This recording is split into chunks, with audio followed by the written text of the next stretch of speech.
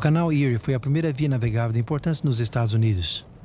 Ao inaugurar-se em 1825, cruzava o estado de Nova York, desde o oeste em Buffalo, perto das cataratas do Niágara, até o leste no rio Hudson, em Albany.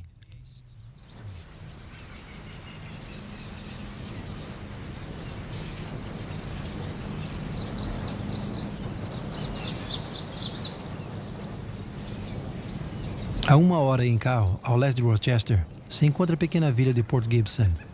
Sua posição à beira do canal fazia com que fosse o ponto principal de transporte dessa área. Também foi o lar de Hiram Edson, um ativo leigo metodista, que em 1843 aceitou a mensagem do breve regresso de Cristo, ensinado por Guilherme Miller e seus associados. Com milhares de outros nos Estados Unidos, os milheritos de Port Gibson aguardavam com fervorosa esperança o dia 22 de outubro de 1844, pois eles criam que o Senhor viria nesse dia, para cumprir com a profecia de 2.300 anos de Daniel 8,14. Mas quando viram sobre as águas do canal o primeiro raio de luz da manhã do dia seguinte, estes mesmos crentes se encheram de desapontamento e desespero. A substância dessa história consiste em ver como eles puderam perceber, além do seu próprio mal-entendido, a clara luz de Deus guiando-os em 3 maneiras diferentes.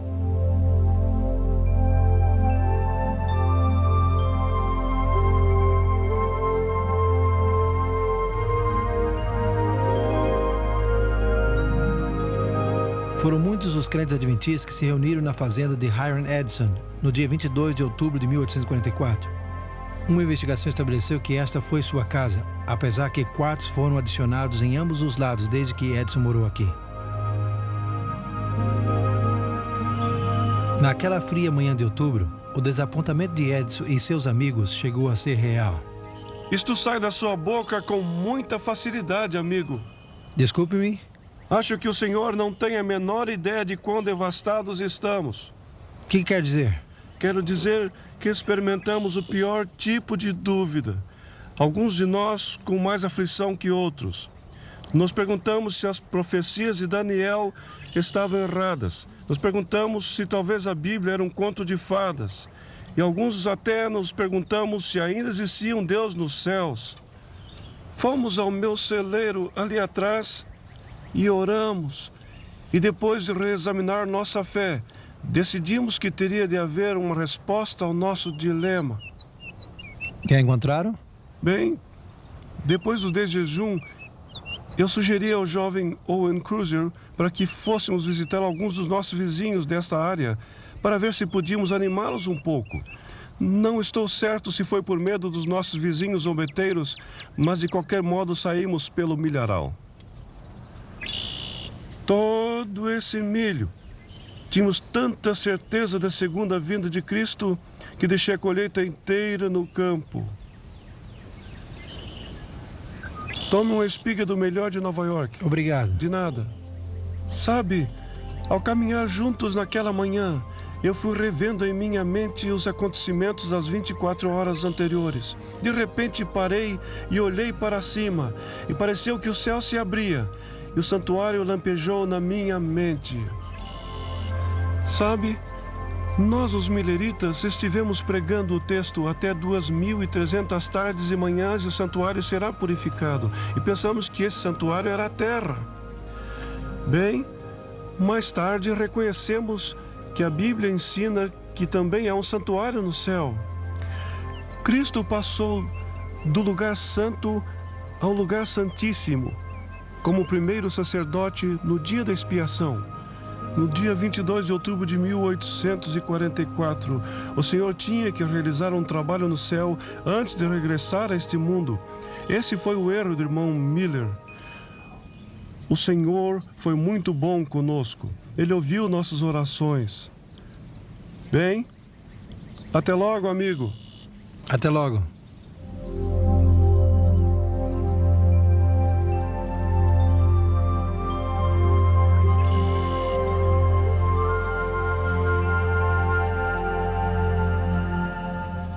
Nos meses que seguiram, Hiram Edson e seus associados continuaram estudando o tema do santuário e sua purificação. À medida que pensaram em sua experiência, se maravilharam da semelhança entre o seu desapontamento e a dos discípulos no tempo da crucifixão de Jesus. Finalmente, Edison convenceu seu amigo Coursier a publicar seus descobrimentos numa edição especial do jornal Millerita, A Estrela do Dia, no dia 7 de fevereiro de 1846.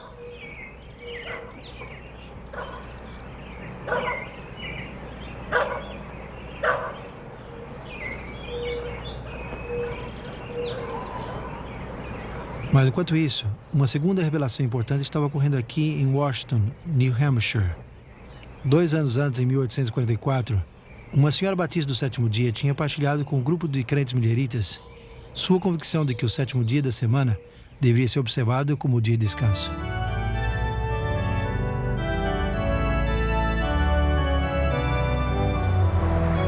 A observância cristã do sétimo dia sábado ha persistido através da era cristã. Algumas vezes foi guardada em segredo, mas sempre reapareceu para incitar sua mensagem sobre o mundo. Desde os dias dos apóstolos até o século V, essa prática continuou em várias partes do Império Romano. Mas à medida que a igreja cristã se introduzia cada vez mais na apostasia e adotava ritos idólatras e a práticas de adoração ao sol, o sétimo dia sábado logo foi desacreditado, sua observância reprimida, e em seu lugar o domingo foi exaltado como dia de adoração. Durante a reforma do século XVI, Lutero se apoiou na Bíblia como a autoridade suprema para o cristão. Ele disse a Carlos V: Eu não aceito a autoridade dos papas e dos concílios, porque eles se contradizem. A palavra de Deus cativou a minha consciência. Este apelo à Bíblia e à Bíblia somente foi o fundamento da reforma.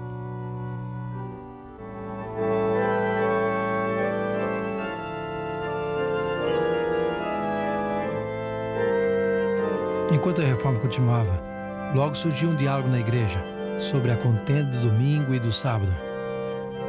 Os que guardaram o sábado afirmavam que não havia nenhuma prova na Bíblia que apoiara a observância do domingo. Como resultado, a observância do sétimo dia sábado se divulgou por toda a Europa, incluindo a Inglaterra.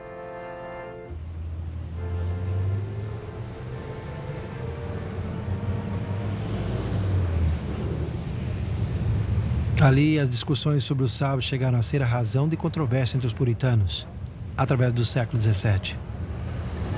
Pessoas influentes estavam envolvidas. Entre os muitos que defendiam a observância do sétimo dia, se encontrava um advogado inglês que era um membro do parlamento britânico.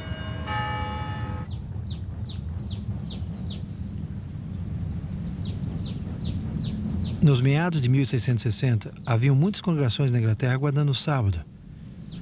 Um membro de uma delas era o Dr. Pedro Chamberlain, o médico de 3 reis estuardos, James I, Charles I, Charles II da Inglaterra. Sendo contemporâneo de João Bunyan, Chamberlain era um aplicado estudante da Bíblia. No cemitério da igreja de Woodham, Mortimer, em Essex, essas palavras foram gravadas em sua pedra tumular. Quanto à sua religião, ele foi um cristão que guardou os mandamentos de Deus e a fé de Jesus. Foi batizado ao redor do ano 1648 e observou o sétimo dia como dia de descanso por mais de 32 anos. Chamberlain foi membro da Igreja Batista do Sétimo Dia, um pequeno grupo que havia separado da Igreja Batista no começo dos 1600, por causa de suas convicções acerca do sábado.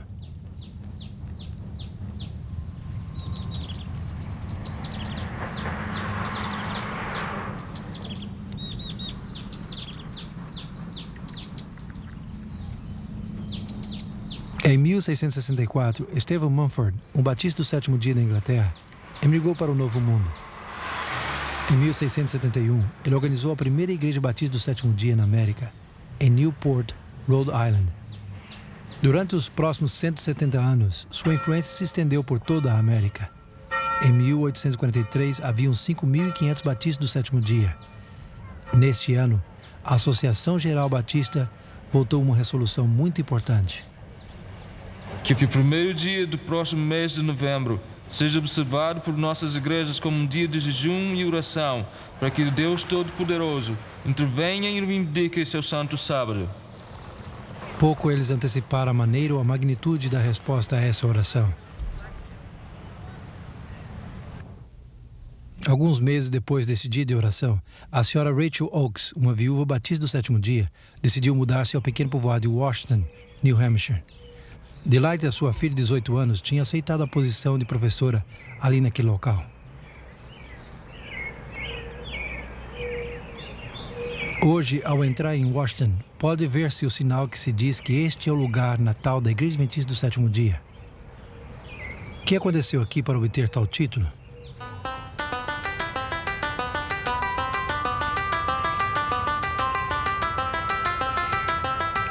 Esta sólida igreja de madeira se encontra agora longe do centro do povoado, mas antes se encontrava no meio de uma próspera comunidade agrícola.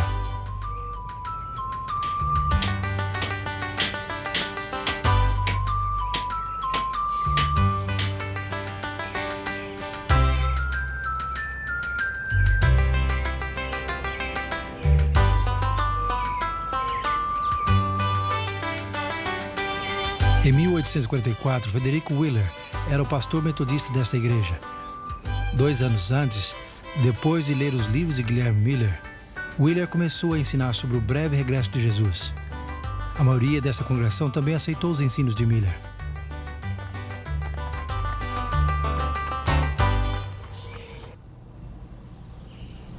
Um domingo pela manhã, Wheeler estava conduzindo uma santa ceia nesse púlpito, aqui na igreja de Washington, New Hampshire. No sermão, ele animou os membros a serem fiéis em guardar todos os 10 mandamentos de Deus.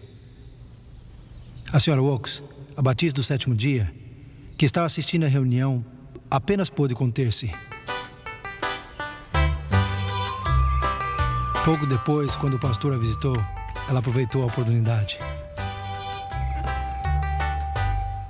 Reverendo Wheeler. Alô, Raquel. Prazer em Como vê-lo. vai? Estive esperando este momento. Quero dizer-lhe algo importante. Sobre o que você quer conversar? Passe, por favor. Muito obrigado. A senhora tem uma lareira muito bonita.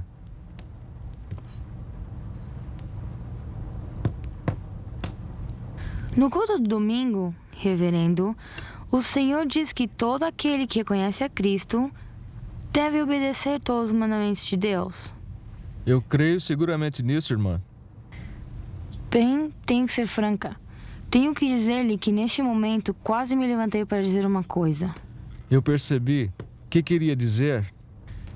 Eu queria dizer que teria sido melhor que o Senhor voltasse a cobrir a mesa da Santa Ceia, até que o Senhor mesmo comece a guardar todos os mandamentos de Deus, incluindo o quarto.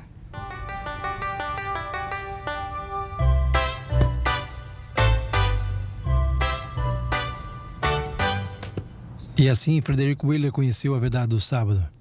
Pouco depois, ele guardou o primeiro sábado, pregou o seu sermão nele, e assim chegou a ser o primeiro ministro adventista que guardou o sábado. Não muito tempo depois do grande desapontamento, Guilherme Farnsworth, que tinha quase 40 anos de idade, pôs-se de pé no banco da igreja de sua família durante o culto e também declarou sua intenção de guardar o sábado. Logo seguiram Cyrus, seu irmão menor de 20 anos de idade, sua própria esposa, seu pai e outros. Vendo-se forçados a abandonar a congregação, esses primeiros observadores do sábado se reuniram na casa de Farnsworth, não muito longe dali. Não foi até alguns anos mais tarde que eles finalmente compraram esta igreja. Adjacente à igreja está o cemitério onde jazem muitos desses primeiros observadores do sábado.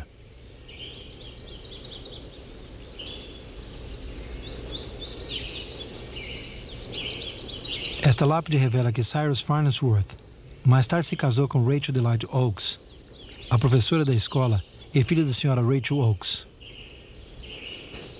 Pouco tempo depois que Willie começou a guardar o sábado, Tomé Preble, um segundo ministro millerita, se uniu a ele. Preble era um batista de livre-arbítrio que tinha viajado com Guilherme Miller para proclamar a segunda vinda de Jesus. Chegou a ser o primeiro adventista do sétimo dia em defender o sábado por escrito, por um artigo que publicou em fevereiro de 1845. Entre aqueles que leram este artigo, que mais tarde foi imprimido como um folheto, estava José Bates, um capitão de barco aposentado. Ele se impressionou com a verdade. Alguns anos antes, Bates tinha aceito os ensinos de Guilherme Miller. Ocupou cargos importantes no movimento millerita e conseguiu suportar as tempestades do desapontamento de 1844, sem abandonar sua fé.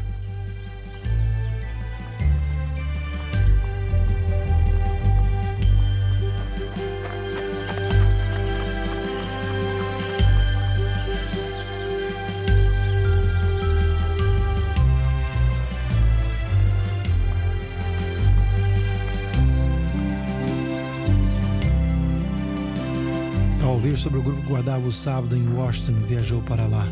Mas no caminho se encontrou com Frederick Wheeler em sua fazenda de Hillsborough.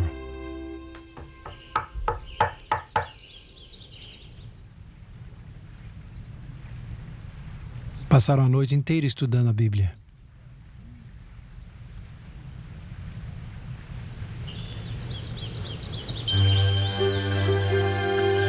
Pela manhã, ambos viajaram para Washington, à casa de Cyrus Farnsworth.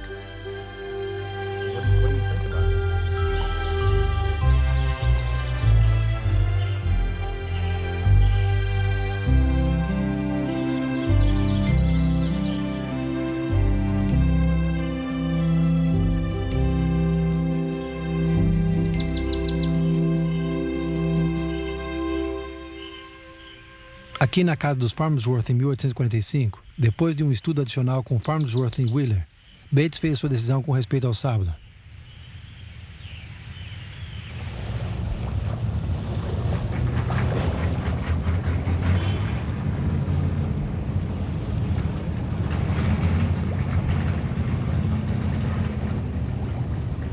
De regresso à sua casa, Bates atravessou a ponte entre Fairhaven e Nova Bedford, Massachusetts. Hoje só resta o acesso a esta ponte. Na ponte, Bates se encontrou com James Madison Monroe Hall, um velho amigo seu que perguntou: "Alguma novidade, Capitão Bates?" A novidade é que o 7º dia é o sábado do Senhor, nosso Deus. E Bates dedicou o resto da sua vida proclamando esta novidade. Em agosto de 1846, Bates publicou seu próprio folheto, O 7º Dia, o Sábado, um sinal perpétuo. Seu conteúdo demonstrava uma herança espiritual recebida, não somente dos batistas do 7º dia, senão também dos puritanos ingleses e de outros antes deles. Também continha uma nova ideia importante que proclamava o significado profético do desenvolvimento da Igreja Adventista do 7º dia.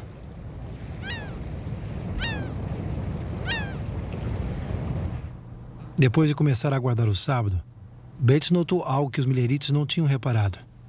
Em seu movimento, eles haviam visto o cumprimento das 2 primeiras mensagens dos anjos de Apocalipse 14, as quais tinham que ser proclamadas antes da segunda vinda de Cristo. Mas o terceiro anjo também tinha uma mensagem. Bates notou que Apocalipse 14, 12 descreve os que proclamam estas mensagens como aqueles que guardam os mandamentos de Deus e a fé de Jesus. E isto confirmou em sua mente a importância dos mandamentos. Ele achou que já era tempo para aqueles que tinham proclamado as 2 primeiras mensagens dos anjos reconhecessem a terceira mensagem e guardassem os mandamentos de Deus e o sábado, o 4º mandamento imposto. Em 1846, Bates recebeu a cópia especial do jornal A Estrela do Dia, onde se explicavam as ideias de Hiram Edison sobre o Santuário Celestial e o Ministério de Cristo no Lugar Santíssimo. Bates começou a corresponder-se com Edison e aceitou seu convite para assistir à conferência que se daria em Port Gibson, mais tarde aquele ano. Ali, Edison partilhou seu conhecimento sobre o santuário. Mas Bates também tinha algo que dizer. Quando Bates delineou suas razões para guardar o 7º dia e o sábado, Edison se levantou e declarou: "Isto é luz e verdade. O 7º dia é o sábado e eu estou contigo para guardá-lo." E assim o fez até o dia de sua morte.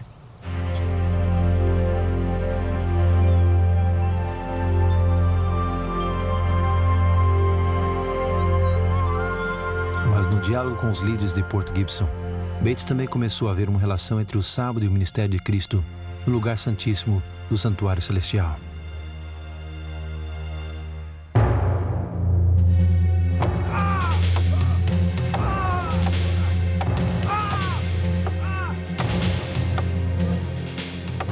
Jesus era o centro das duas doutrinas. Numa, ele era o completo sacrifício como o Cordeiro de Deus e também o sumo sacerdote provendo sangue e purificando o santuário. Noutra, ele era o Criador do mundo e o doador do verdadeiro descanso. A Conferência de 1846 foi a primeira expressão dessa relação.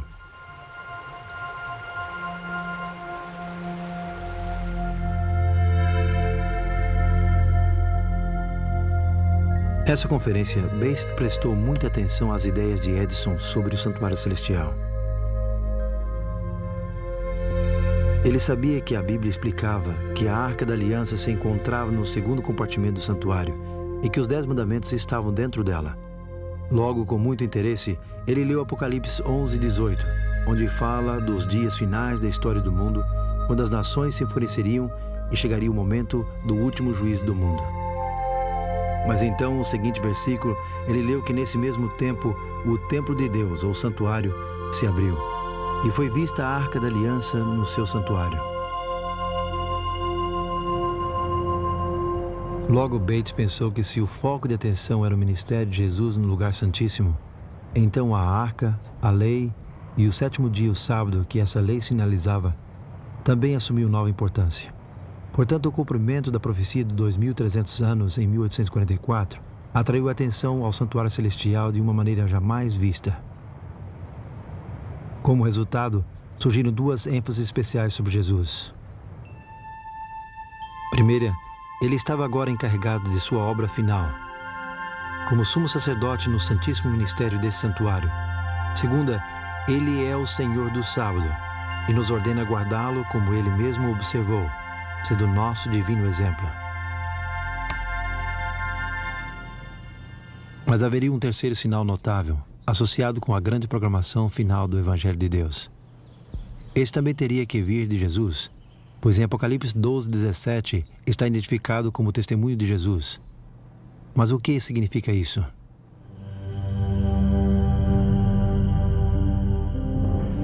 Em Apocalipse 12, João descreve a mulher vestida do sol representando a igreja. Ele a vê esperando o nascimento de Jesus.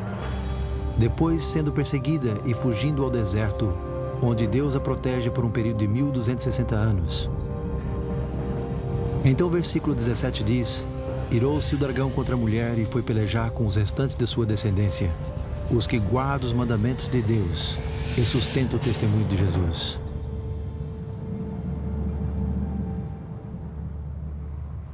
Uma comparação entre Apocalipse 19, 10 e 22, 8, revela que o testemunho de Jesus, identificado como espírito de profecia, opera através dos profetas, aqueles indivíduos que ele elegeu para que comunicassem o seu testemunho ao seu povo. Joel, o profeta do Velho Testamento, diz: E acontecerá depois que derramarei o meu espírito sobre toda a carne. Vossos filhos e vossas filhas profetizarão, vossos velhos sonharão, e vossos jovens terão visões. Até sobre os servos e sobre as servas derramarei o meu espírito naqueles dias. O contexto desses versículos aponta para o cumprimento final, nos dias precedentes à vinda do grande e terrível dia do Senhor. O século XIX revela vários cumprimentos impressionantes dessa predição.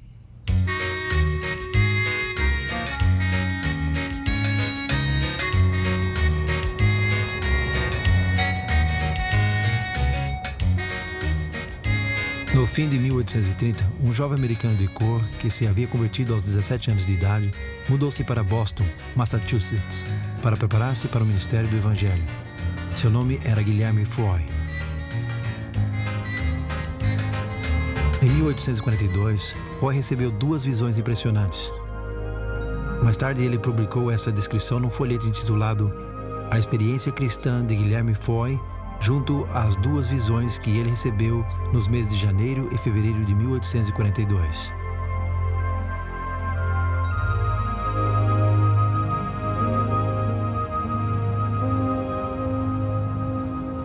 Numa terça-feira à noite, no dia 18 de janeiro de 1842, Foy, com 23 anos de idade, se reuniu com um grupo de cristãos para orar e estudar a Bíblia em Beacon Hill, Boston. Durante a reunião, ele recebeu a primeira de 4 visões. Durou 2 horas e meia, durante as quais o Dr. Cummings o examinou e cito suas palavras: "Não há nenhum sinal de vida, exceto ao redor do coração." Queridos irmãos e irmãs, Na visão, Foy presenciou as recompensas dadas aos justos na segunda vinda e foi-lhe mostrada a incomparável beleza do céu. Ele hesitou em relatar suas visões, pois sabia do existente preconceito contra os negros. Mas em menos de 3 semanas passadas, recebeu outra visão, numa igreja cheia de gente. Essa visão, que durou 12 horas e meia, revelou as cenas do grande dia do juízo. Com profunda tristeza, tenho que julgar a tua vida neste momento. Ainda sendo menino, foste afortunado de ter pais que temiam e amavam a Deus. À medida que as cenas lhe eram mostradas, ele percebeu que nem a profissão, a política, a posição podem salvar. Só a relação com Cristo. De fato, se sua visão sobre o juízo prévio ao advento tivesse sido notada, talvez o grande desapontamento seria menos duro, se não evitado completamente, 2 anos mais tarde.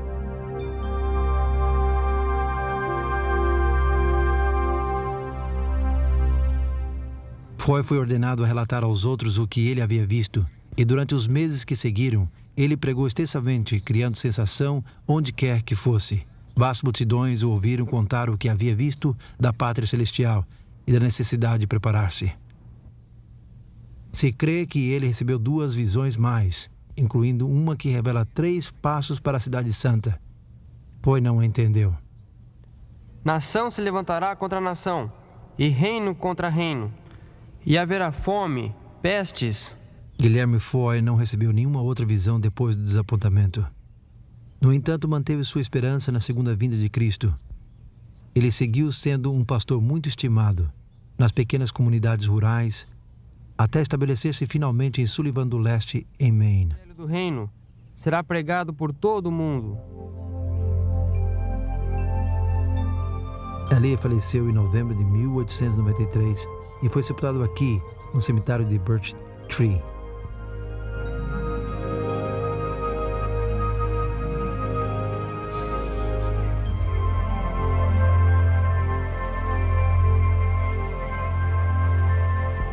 Pouco antes do grande desapontamento, Deus deu o dom profético a outro, a Hazen Foss, que morava em Portland, Maine.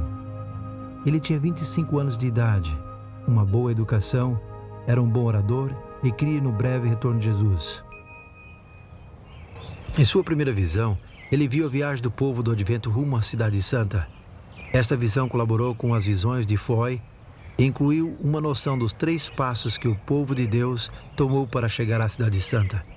Depois do desapontamento, ele foi dito que relatara o que havia visto, mas temendo a oposição, Foss se negou.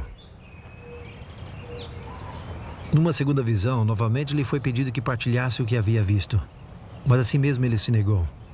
Seguiu-se uma terceira visão na qual lhe foi dito que ele estava livre e que a carga cairia sobre um dos mais fracos entre os fracos, que obedeceria o mandado do Senhor.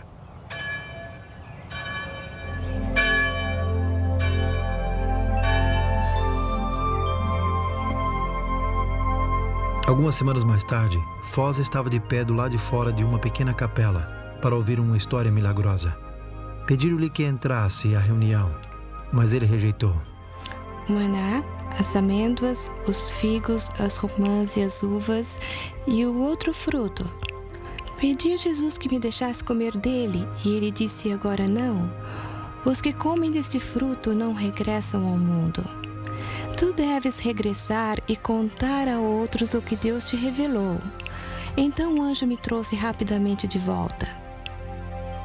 O que ele ouviu foi a narração de uma visão quase idêntica à que ele tinha recebido. Quem foi a moça que Foss viu essa noite? Seu nome era Helena Harmon, uma jovem de 17 anos de idade, tão afetada pela tuberculose que corria o risco de morrer. Ela apenas podia falar em sussurros e a tosse e o pulmão sangrante a miúde não a deixavam dormir. No entanto, Deus escolheu a mais fraca entre os fracos e a chamou para dar o testemunho de Jesus a seu povo. Impelida pelo Espírito de Deus, ela teria que obedecer esse testemunho pelos próximos 70 anos. A explicação do santuário, a verdade do sétimo dia, o sábado, e a moderna manifestação do Espírito de profecia Essas 3 revelações chaves ajudaram a guiar muitos através do desapontamento de 1844. E através da senhora Helena Goldwhite, a última dessas revelações continuaria atuando adentro do século XX, como uma bússola para um inexperiente grupo de crentes. A história de Helena será o nosso próximo tema.